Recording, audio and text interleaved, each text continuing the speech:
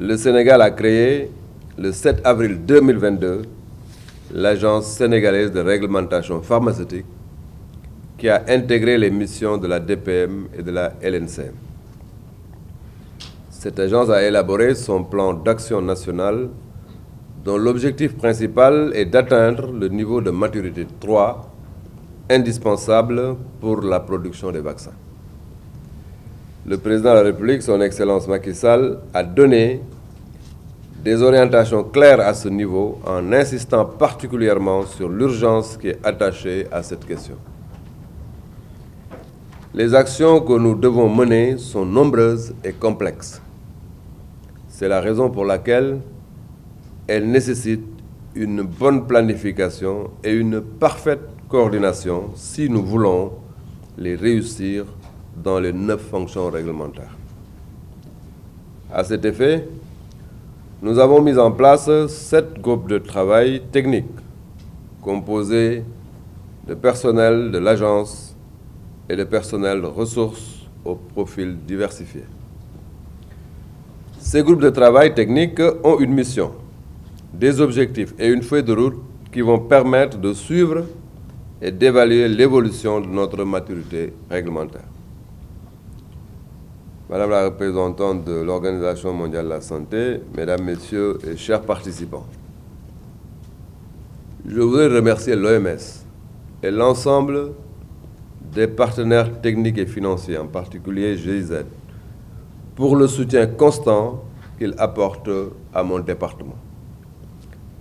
Je voudrais une nouvelle fois les inviter à poursuivre cet appui, car le processus que nous avons engagé est long et demande des ressources importantes et un engagement particulier. J'invite l'OMS à appuyer pour l'évaluation du Sénégal à l'outil GBT d'ici décembre 2022. Comme la représentante, je crois que ça, c'est un défi majeur que nous devons ensemble relever. Le rendez-vous de décembre. Pour clore mon propos, je voudrais féliciter et encourager la directrice générale de l'Agence sénégalaise de réglementation pharmaceutique et toute son équipe pour le travail accompli depuis la création de la structure. Je les exhorte à poursuivre dans cette dynamique pour donner corps à cette nouvelle agence et travailler à remplir les missions qui lui sont assignées. La base technique était déjà là, avec la direction de la pharmacie et du médicament et le laboratoire national de contrôle du médicament. Il suffisait de regrouper les troupes. Avec la bonne volonté des personnes ressources de ce secteur, nous avons pu mettre en place 6 groupes techniques qui vont travailler sur les 9 fonctions réglementaires à poursuivre. Et les groupes ont des missions par rapport à notre vision d'aller sur le NMN3 au mois de décembre.